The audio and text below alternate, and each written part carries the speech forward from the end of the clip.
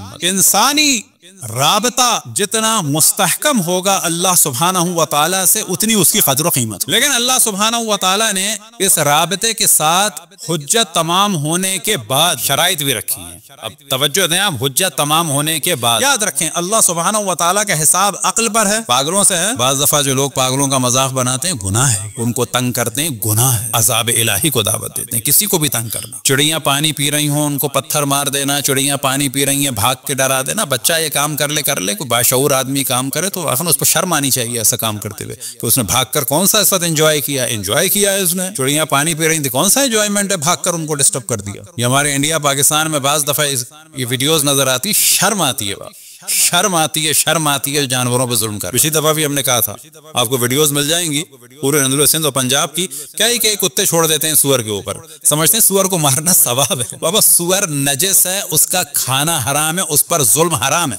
یہ کس نے کا سور کو مارنا حرام ہے؟ یہ کس نے کا سور کی ٹانگیں باندھ کر اس کے اوپر جو ہے وہ کتے چھوڑ دینا ثواب؟ وہ اللہ کی مخلوق، کتے کو مارنا کس نے کہا ہے؟ بالکل ایک حیوانیت والی چیز ہے کہ مسلمانوں کی جانب توجہ رہنی چاہیے۔ صلوات پڑھیں پر محمد والے۔ تو بہت ساری جگہیں ایسی ہیں کہ جن کی جانب توجہ دلانا ضروری ہے۔ تو اصل حساب کتاب ہے عقل کے بعد کہ ضمن ہم نے گفتگو کی جب کہا جاتا ہے کہ اس شخص کی دماغی کیفیت صحیح نہیں ہے، وہ بیچارہ بیمار ہے۔ اصل پاگل وہ ہیں کہ جو عقل رکھتے ہیں اور دیوانے ہو گئے ہیں، یا مال کی وجہ سے، یا طاقت کی وجہ سے، یا قدرت کی وجہ سے۔ اور ان کے پاگل پن کی وجہ کیا ہے؟ یہ دنیا کی چند چیزیں، اور انہیں یہ نہیں معلوم کہ چاہے وہ علم ہو، چاہے وہ مال ہو، چاہے وہ طاقت ہو، یہ سب کچھ ضائع ہو جاتا ہے۔ ایک ہلکا سا کلوٹ جا کے دماغ میں پھنسے اور سب کچھ گیا، یا مفلوج ہو کے گر گیا، یا سارا علم چلا گیا، ساری معلومات چلی گئی، ختم ہو گئی۔ تو اصل جو پاگل ہیں وہ ہیں کہ جو قدرت کے، طاقت کے، حسن کے، جمال کے، یا دنیا کی چیز کے نشے میں۔ یہ جن کو ہم پاگل کہتے ہیں بیچارے مریض ہیں، ان کا حساب کتاب نہیں ہے۔ ان کے بارے میں مطمئن رہے کہ اللہ سبحانہ و تعالیٰ انہیں سزا نہیں دے گا۔ بس حساب کتاب کی جو ایک اہم ترین چیز ہے وہ کیا ہے؟ عقل کے بعد جو ہے وہ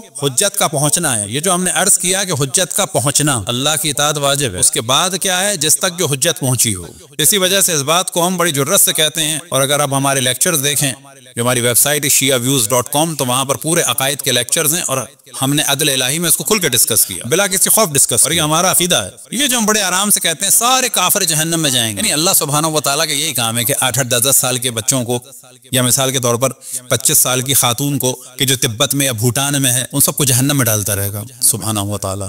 دار و مدار ہے کس کے اوپر؟ علم اور آگاہی اور عقل و شعور کے بعد۔ یعنی یہ جو کینیڈا میں 400 سال پہلے، 600 سال پہلے، 1000 سال پہلے جو یہاں کے نیٹو مر گئے، ان سب کو اللہ سبحانہ و تعالیٰ جہنم میں ڈال دے گا، کیونکہ رسول اللہ صلی اللہ علیہ وسلم کو یا مولا امیر المومنین کو نہیں مانا۔ ان تک آیا تھا پیغام، انہوں نے شق القمر دیکھا تھا۔ ان سے سوال ہوگا کہ جو عقل تمہیں دی تھی، حل جزاء الاحسان الا الاحسان، نبی نہیں پہنچا تھا، اول تو نبی ہر جگہ پہنچے، فرض یہ کر لیتے ہیں ان تک حجت نہیں پہنچی، حجت تمام نہیں ہوئی، یعنی بات نہیں، تو پھر حساب کتاب جانتے کس پہ ہوگا؟ عقل پہ۔ کہ تمہاری عقل یہ کہتی تھی کوئی احسان کرے تو اچھائی کرو، تمہاری عقل کہتی تھی کہ ظلم بری چیز ہے، مسلم چیزیں، ظلم بری چیز ہے، محبت اچھی چیز ہے، اس کے لیے کسی نبی کے آنے کی ضرورت نہیں ہے۔ بچہ رو رہا ہے تو اس کو پیار کرو، کوئی آدمی گر گیا ہے تو اس کو اٹھاؤ، وہ کہے جی میں نے آیت نہیں آئی تھی کہ اس کو اٹھانا تھا کہ ایک اور ٹانگ مار رہی تھی، بھوکا جو ہے بھوکا ہے، کوئی آیت میں نے نہیں سنی تھی کہ اس کو پانی پلاؤ، کہا جائے کہ تمہاری عقل کہہ رہی تھی اس کو پانی۔ تمہارا حساب کتاب اس کی بنیاد پہ ہوگا، تمہارا حساب و کتاب حضرت موسیٰ اور حضرت عیسیٰ اور اشرف الانبیاء اور پھر بعد میں ائمہ علیہم الصلوۃ والسلام کی تعلیمات پہ نہیں ہوگا، اس پر ہوگا۔ اسی وجہ سے ہم نے کہا کہ جس تک اللہ سبحانہ و تعالیٰ کا پیغام پہنچا، اور پھر جس پر جتنی حجت تمام ہوئی، ان باتوں کو بہت کھل کر کرنا چاہیے، اور جو صحیح ویژن ہے اسلام کا وہ بیان کرنا چاہیے۔ آج جو انڈیا میں ہو رہا ہے نا، یہ غلط ہو رہا ہے، اس پر ہم نے کافی ڈسکشن کیا، ویڈیوز بھی بنائے، اور یہ آپ لوگوں کی بھی ذمہ داری ہے، یہ غلط ہو رہا ہے۔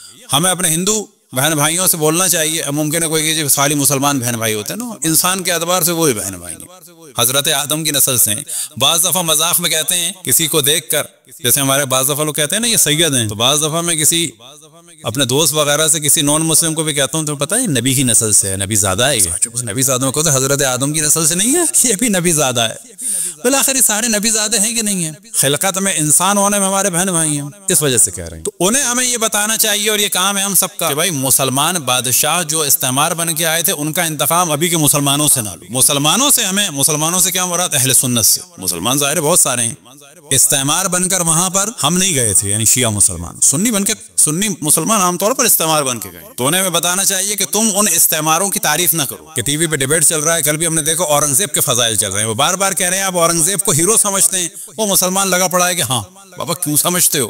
وہ کہہ رہے ہیں اسے اپنے باپ کو قید کر دیا, آخر وقت تڑپا کے مارا, بہنوں کو قید کر دیا, بھائیوں کو قتل کر دیا, تم اس کو ہیرو سمجھتے ہو. کون نہیں سمجھتے. البتہ یہ بات یاد رکھیں, یہ جب اسلام پر تہمت لگائی جاتی ہے کہ تلوار سے پھیلا تو ایک حد تک, لیکن یہ عیسائی بھی بچے ہوئے نہیں ہیں. پورے یورپ میں یہ سب عیسائیت تلوار ہی سے پھیلی ہے, وہاں پیگنز تھے پہلے, تو ہر جگہ ایسا ہی. لیکن جو بھی ہوا ہے غلط ہوا ہے, اس ماضی کو ہمیں رد کرنا چاہیے اور مستقبل میں عدل کی بات. اور شیعوں کو بتانا چاہیے کہ جن لوگوں نے آپ پر ظلم کیا ہے انہوں نے ہم پر بھی کیا ہے, تو ہم مظلوم ہونے کے اعتبار سے برابر ہیں. تو اہم جو موضوعات ہیں ائمہ علیہم الصلوۃ والسلام کے, جس کی جانب توجہ رہے. دیکھیں ایک حق ہوتا ہے, بعض روایات میں ہوتا ہے ماں کے ساتھ نیکی کرو.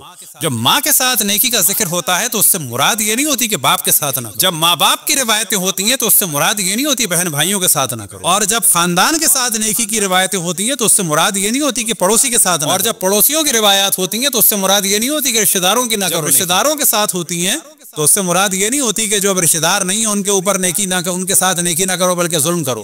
بلکہ کیا ہے کہ ہر نیکی کی فضیلت بتائی گئی. لیکن اگر مجموعاً روایات کو دیکھا جائے تو ماں کے ساتھ نیکی, باپ کے ساتھ نیکی, بہن کے ساتھ نیکی, بھائی کے ساتھ نیکی, رشتہ داروں کے ساتھ نیکی, پڑوسی کے ساتھ نیکی, پھر کس کے ساتھ؟ تمام انسانوں کے ساتھ, بس نہ حتی جانوروں کے ساتھ. اب جب صدقات کی بات ہوتی ہے تو اس میں بھی حساب ہے. مثال کے طور پر آدمی سے کہا جاتا ہے کہ تم پر کفالت واجب ہے, کس کی؟ پڑوسن کی, نہ بیوی. تم پر کفالت واجب ہے کس کی؟ ساری دنیا کے بچوں کی, نہ تم افورڈ نہیں کر سکتے, کس کی واجب ہے؟ اپنے بچوں. لیکن کیا اس کے ساتھ ساتھ منع کیا ہے کسی غریب کو صدقہ دے دو, اس کی خدمت کر لو. اب اس کے بعد جو ہیں کچھ حقوق ہیں خاص, مثال کے طور پر کہ جو مومن ہے اور اللہ رسول اور ائمہ علیہم الصلوۃ والسلام کو مانتا ہے, اب اگر وہ سید ہے اور پھر نماز پڑھتا ہے, گناہوں پر نہیں پڑتا ہے, تو پھر اس کے بعد ہم اس کو دے سکتے ہیں کیا سہم سادات. اور اگر وہ سید نہیں ہے, خیر ہمارے ہاں تو سادات کے احترام کا ذکر ہی ہوتا ہے, اس کا واقعاً احترام جا کے کیا نہیں جاتا ہے. لہذا وہ پاکستان وغیرہ میں کم ہی لوگ ملیں گے جنہوں نے زندگی میں جائے کسی غریب اور ضرورت مند سادات کی مدد کی ہو. بہت کم لوگ ملیں گے. نعرے لگانے والے زیادہ ہیں, پریکٹیکلی نہیں ہیں. اب جو ہے بعض مومنین جو غیر سادات ہیں ان کے لیے کچھ خاص چیزیں, زکوٰۃ ہے, فطرہ ہے. تو یہاں پر یہ مراد نہیں ہے کہ اب اگر یہی ہے تو ہمیں خالی صرف یہی دینا ہے.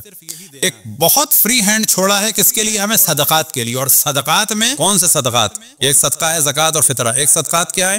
مستحب صدقہ. آپ کوئی این جی او بنائیں, آپ کوئی نیک کام کریں, کیا اس میں منع کیا ہے غیر شیعہ کے لیے, حتیٰ غیر مسلم کے لیے؟ نہ, وہاں پر فری ہینڈ چھوڑا ہے کہ جس انسان کے لیے بھی کر سکو کرو. اسپیسیفک شرائط کے ساتھ الگ الگ موضوعات ہیں کہ تمہیں بیوی کا کرنا ہے, بچوں کا کرنا ہے, سادات کا کرنا ہے, فطرے میں سے کرنا ہے, زکوٰۃ. اب یہ زکوٰۃ میں آ جاتا ہے کہ مؤلفۃ القلوب اور اسلام کے جو کام آ سکتے ہیں ان کو بھی دے سکتے ہیں. لیکن بعض دفعہ کیا کہا جاتا ہے جیسے زلزلے آئے, کچھ آئے کہ نا اوروں کو بھی دو. لیکن جو صدقات آپ دینا چاہیں, یعنی آپ میں سے کوئی ہاسپٹل بنانا چاہے, تو کیا ضروری ہے اس میں شرط لگائیں مسلمانوں کی, اور مسلمانوں میں بھی شیعوں کی, اور شیعوں میں بھی سادات کی؟